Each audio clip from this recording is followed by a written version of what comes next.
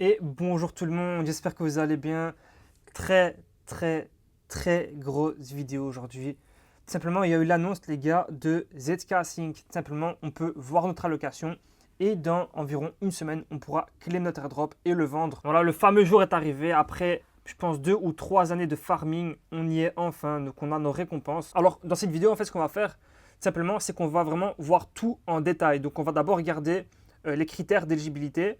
On va ensuite voir quoi faire avec les tokens. Ensuite, on verra à quoi on peut s'attendre pour l'airdrop, tout simplement pour le listing. Et on va ensuite voir qu'est-ce qu'on peut faire avec ces tokens si jamais vous décidez de ne pas les vendre. Est-ce que ça peut être intéressant ou pas de les garder dans l'écosystème? Simplement, on va commencer par lire le gros document ici, donc tout simplement qui explique l'airdrop. Alors apparemment, c'est un des plus gros airdrops qu'il y a eu, donc 17,5% pour le premier airdrop, en tout cas pour la communauté directement. Donc c'est quand même énorme. Ça représente 3 675 millions de tokens pour donc, les utilisateurs, 90%. Et il y aura aussi une petite partie donc, pour les builders et les projets sur ZK Sync. Le snapshot, il a été pris le 24 mars à minuit. Donc on peut claim les tokens le 27 juin à 9 h du matin, je pense, en Europe. Il y a au total 700 000 wallets éligibles. Honnêtement, sur 6 millions, c'est pas beaucoup. Et on verra pourquoi plus tard. En fait, c'est selon moi une bonne chose, mais aussi c'est très vicieux ce qu'ils ont fait. Et croyez-moi, restez jusqu'à la fin, vous allez comprendre pourquoi. Si vous n'êtes pas éligible, les raisons, je vais les expliquer ici. Alors bien sûr aussi, vous avez le checker, hein. Vous pouvez aller, je mettrai ça en description. Vous mettez votre wallet ici, vous faites check, et vous allez simplement voir si vous êtes éligible ou pas. Alors ici, pour commencer, on a les critères d'éligibilité. Donc pour commencer, il fallait interagir avec 10 contrats différents. Donc honnêtement, ça va. Ça devait normalement pas être trop compliqué à avoir. Ensuite, il fallait utiliser l'option Paymaster, donc au moins 5 fois. Je pense que ça a été introduit assez récemment, donc peut-être début d'année. Voilà, donc on a peut-être eu 3 mois pour réaliser ça, 5 transactions avec Paymaster. Ensuite, on devait avoir tradé des tokens, donc avoir tradé au moins 10 tokens différents, donc ERC20. Il faut aller sur DexScreener simplement ici, vous voyez donc les différents tokens. Et il fallait donc avoir voilà, interagi avec au moins 10 tokens différents ici. D'ailleurs, je vois que Zik, il a bien chuté hein, depuis l'annonce. Ah ouais, l'écosystème, il est en rouge. Ok. Pour revenir ici à nos moutons. Ensuite, il fallait donc fournir de la liquidité sur des DEX. Aussi Borrow et Lend. Donc voilà, si vous avez fait au moins une de ces transactions-là, normalement, vous aurez dû être éligible. Avoir un Libertas Omnibus, donc c'était finalement quand même un critère. Voilà, donc moi personnellement, j'en avais un. Ensuite, il y a ZK Sync Lite Activity. Donc, si vous avez fait des activités sur ZK Sync Lite durant 3 mois différents. Et ensuite, faire un don sur Gitcoin. Donc, normalement, j'avais fait aussi une vidéo dédiée juste pour ça sur ma chaîne. Et donc, il fallait au moins avoir un critère ici qui soit validé pour avoir l'airdrop. Mais vous verrez en fait plus tard que c'est beaucoup plus compliqué que ça. Et c'est plus complexe et c'est très fourbe. Vous verrez maintenant pourquoi. Pour en fait pouvoir être éligible à ces conditions-là, il fallait avant ça en fait pouvoir être éligible à ceci. Et qu'est-ce que ça veut dire en fait l'allocation? En fait, c'est assez malin quand même ce qu'ils ont fait. Ça permet de filtrer en fait les bots assez facilement. Tout simplement, en fait, ça va faire en sorte que si vous avez des fonds sur ZK Syncera, que vous êtes venu par exemple sur un wallet, vous avez fait beaucoup de transactions, vous avez fait beaucoup de volume, ensuite vous laissez on va dire 100 dollars et vous partez avec les 10 000 dollars que vous aviez sur un autre wallet où vous commencez de nouveau à farmer et vous transférez de nouveau dans un autre wallet. En fait, ils ont été malins. Pourquoi? Parce que si vous aviez donc enlevé vos fonds simplement du wallet, eh ben en fait, ça a fait en sorte que sur la durée, vous aviez moins de fonds sur le wallet. Et donc, ce qu'ils ont fait, c'est un calcul sur un an, par exemple, à voir combien de fonds vous aviez sur le wallet. Ça peut être en liquidity pool, ça peut être simplement sur votre wallet, peu importe, du moment que c'est dans l'écosystème. Et voilà. Donc, si vous avez beaucoup de tokens durant un long moment sur l'écosystème, vous êtes bon. Si vous êtes un plus petit portefeuille, vous n'avez pas forcément des fonds, mais voilà, vous avez quand même interagi avec ZK Sync, eh ben, vous êtes rect, simplement. Voilà, donc ils ont quand même favorisé les personnes qui avaient beaucoup de fonds par rapport aux gens qui n'avaient pas beaucoup de fonds et qui ont quand même interagi avec la blockchain. Donc ça, je trouve ça quand même assez dommage, mais ça reste quand même un moyen. Je ne dis pas que c'est pas intelligent, ça reste quand même intelligent ce qu'ils ont fait.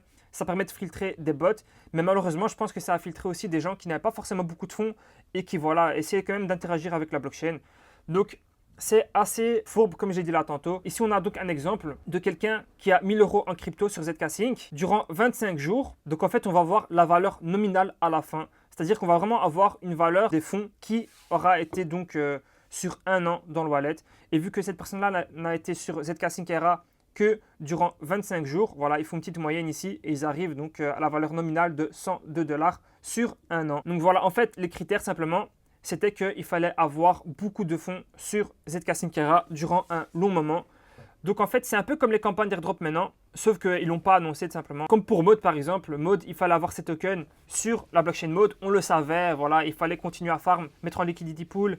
Voilà, ici, en fait, c'était la même chose pour ZK Sync, sauf que, voilà, ils n'avaient pas annoncé à l'avance, bien sûr. Et donc, si ici, vous n'aviez pas atteint un score qui était assez haut, eh ben, vous aviez 0. Et donc, même si vous aviez tous les critères ici éligibles, eh ben, ça aurait fait, donc, imaginez, vous avez tout ici éligible, 7 fois 0, ben, vous avez 0, tout simplement.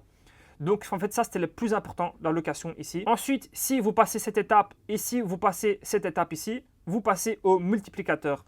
Donc, les multiplicateurs, simplement, en fait, c'est si vous êtes une personne, on va voir ici, donc qui hold un NFT de ZK Sync, lequel, je ne connais pas, Doodies, Moody Might, bref, c'est des NFT tout simplement sur ZK Sync que je ne connais pas forcément.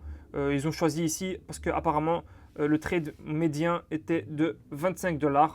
Bon, voilà, vous aurez dû avoir un de ces NFT ici. Si vous aviez hold au moins 50 $ d'un token ici, donc AAI, Hold, Koi, MEO, MUT, RF, ZF et Zoro, vous avez un multiplicateur. Donc moi, je pense que j'avais ça. Je pense que j'avais donc des tokens d'ici. Et donc comment ils ont choisi, ils disent ici donc les tokens, simplement parce que c'était apparemment le top 7 des tokens selon le market cap. Ici, donc pour avoir un autre bonus, il fallait utiliser un smart contract wallet qui a été créé par ZK Sync Era Native Account Abstraction. Là, j'ai pas trop capté c'est quoi, désolé. Ensuite, il fallait hold au moins 50% de l'airdrop de Arbitrum Optimism ou ENS, donc sur au moins 90 jours après avoir claim le token. Donc c'est marrant, en fait, ils donnent un bonus aux gens qui hold les tokens. Donc c'est compréhensible en soi, mais c'est quand même assez drôle à voir. Bref, ici c'est pour vraiment les gros wallets, ceux qui ont dépensé beaucoup de TH. Et donc ils se disent ici, donc après la troisième étape, chaque adresse donc, a été allouée des tokens. Et il fallait donc avoir le critère minimal de 450 tokens à être alloués et qui a été capé à 100 000.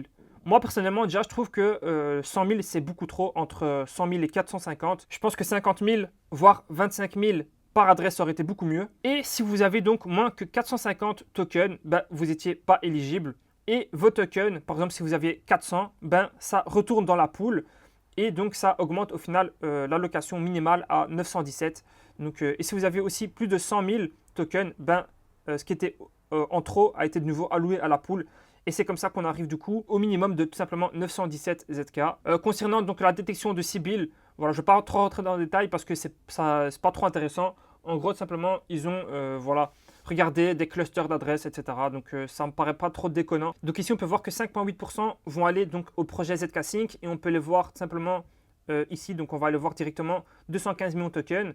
À quel projet? AAV, Cleve, Chronos, Curve, voilà, Derivio. Donc attendez-vous peut-être qu'à ces projets-là, vont peut-être distribuer leurs tokens ou une partie, en tout cas, pourquoi pas, aux utilisateurs. Donc ici, on a aussi les builders qui reçoivent des tokens, ça c'est normal. Et ensuite, on a on-chain communities. Donc ça, c'est assez marrant parce qu'on voit qu'il y a quand même 100 millions de tokens qui ont été donnés aux personnes qui ont fait des expériences, on va dire, y compris du risque sur ZK Sync. Donc ceux qui ont été éligibles à Degen, à l'airdrop de Degen, ben, tout simplement, ils ont reçu des tokens. Ceux qui ont été éligibles à Bonsai, ben, ils ont reçu des tokens ici. Et je pense que c'est beaucoup. Hein. Je pense que pour chaque ici critère, ben, c'est environ 4000 tokens ZK, donc c'est quand même énorme. De nouveau, Pledgy Penguins et Milady Maker Holder. Donc c'est de nouveau deux collections NFT qui sont assez primées et qui reçoivent beaucoup de tokens en général. Donc vous l'aurez compris, si vous n'êtes pas éligible, tout simplement, c'est parce que sûrement vous n'avez pas respecté la deuxième condition ici, donc l'allocation. C'est dommage, voilà, parce que selon moi, ça favorise quand même les personnes qui ont beaucoup plus de fonds sur un wallet que les personnes qui ont moins de fonds et qui ont quand même interagi avec ZK Sync. Après, voilà, ça a permis quand même de diminuer de beaucoup les nombres de wallets éligibles. Et du coup, voilà, c'est pour ça qu'il y a beaucoup de gens qui se retrouvent avec 100 000 tokens dans leur wallet, comme vous verrez sur Twitter. Ici, il y a une personne qui a fait un petit thread pour expliquer le nombre de personnes qui ont été éligibles en fonction des tokens. Donc, on peut voir ici qu'il y a donc un grand nombre de personnes qui ont reçu entre 1 et 5K de tokens, ensuite entre 0 et 1K, puis entre 5 et 10K. Donc voilà, les gens qui ont reçu entre 50 et 100K, voilà, c'est vraiment très très peu environ. Donc 12 000, 13 000 personnes, donc c'est très très peu. Et bien sûr, c'est eux qui font le plus de bruit sur Twitter. Donc ici, on voit que la moyenne environ, c'est 5 000 tokens par personne. Et le médian, donc c'est ici, hein, bien sûr, c'est environ 1500. Donc si vous avez plus que 5000 tokens, félicitations à vous. Vous avez déjà plus que la moitié des gens. Donc soyez contents de vous. On va voir maintenant le prix des tokens. Donc selon moi, le token sera entre 0,4 et 0,5 $.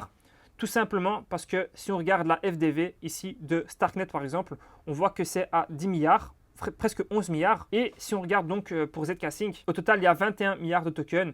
Donc si pour arriver à aller, on va dire, à une FDV de 10 milliards, voilà, ça ne me paraît pas déconnant qu'on ait un prix à 0,5 $ par token. Voilà, en tout cas, le prix il a bien chuté. Il est passé de 0,7 à 0,3. Mais bon, pour moi, ça ne veut rien dire. Si on a un listing sur Binance, ça peut monter facilement à 0,5. Donc voilà, pour moi, 0,5, honnêtement, c'est un prix que ça ne me paraît pas fou de l'avoir, par exemple, sur un listing. Sur Wales Market, on est aussi à ces alentours-là de 0,35. On voit ici donc que ZK Sync a quand même levé énormément de fonds, hein, et leur dernier round a été à 1,25 milliard de valorisation. Donc je ne vois pas trop le token dumper vraiment très très bas. Donc personnellement pour mon wallet, j'ai été éligible ici à 13 716 tokens. Donc je ne vais pas me plaindre, c'est très bien, honnêtement, je suis vraiment très content. Je sais qu'il y a des personnes qui ont beaucoup plus, d'autres qui ont beaucoup moins.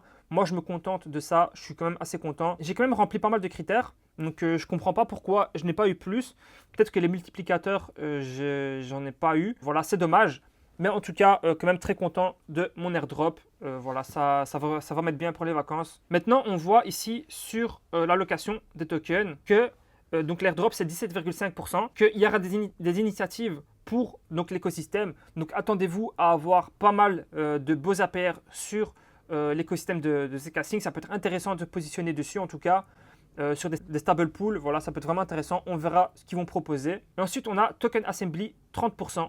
Donc, c'est des tokens qui ne sont pas encore alloués. Sûrement qu'il y aura un deuxième round ou peut-être au fur et à mesure, ils vont donner des incentives comme ça aux utilisateurs. Si vous êtes un dégain et vous voulez rester donc dans l'écosystème, vous pouvez directement aller donc déléguer vos tokens. Je mettrai le lien en description. Donc, on parle ici dans Self Delegate. Hop. Bon, c'est pas encore live, j'ai l'impression. Mais vous pourrez en tout cas déléguer les tokens, participer à la gouvernance. Je pense que c'est assez important.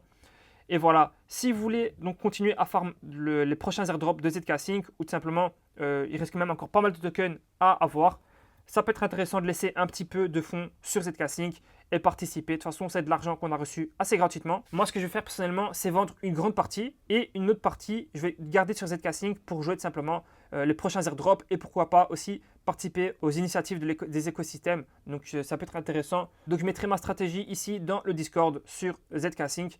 Donc, voilà, vous pouvez aller suivre ça sur mon Discord. Dites-moi les gars en commentaire combien de tokens vous avez eu. Franchement, ça m'intéresse, voir un peu si vous êtes satisfait ou pas de ce que vous avez eu. En tout cas, j'espère que cette vidéo vous a éclairé sur la manière dont ils ont fait l'airdrop. Le prochain qu'on attend, bien sûr, c'est Layer 0. Donc voilà, de nouveau jour Twitter, je vois 100 000 tokens, 100 000 tokens. Voilà, donc vous verrez ça toujours sur Twitter. Hein. Mais faites attention, soyez contents de ce que vous avez. Il y a des gens qui n'ont rien, donc n'oubliez pas ça. C'est de l'argent gratuit, ne crachez pas dessus. Et j'espère que ça vous servira pour farmer de futurs airdrops. En tout cas, je continuerai à partager mes interactions ici, donc sur mon Discord et aussi sur mon Twitter, tout simplement, qui s'appelle Bustal. Donc les gars, n'hésitez pas à vous abonner, lâcher un commentaire et on se dit à la prochaine pour une nouvelle vidéo. Allez, ciao!